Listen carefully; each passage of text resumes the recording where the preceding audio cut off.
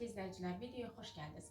İzləyicilərdən biri sualda qeyd edib ki, 5, 15, 25 hardan gəldi? Ağırlıq qüvvəsini biz keçəndə bu mövzuya toxunuruq ki, 50-ci saniyədə gedilən yolun düsturu var. Nədir o düstur? SN bərabərdir, J bölü 2, vurulsun 2-yə çıx 1. Sadəlik olsun deyə J-ni də məsələlərdə 10 götürürük və bir hesablasaq, S1-i tapacaq olsaq 10 bölünsün 2, 2 vurulsun 1 çıx 1. Bunu hesablasaq 5 eləyəcək. S2 bərabərdir 10 bölünsün 2, 2 vurulsun 2 çıx 1. Bunu hesablasaq 15 eləyəcək.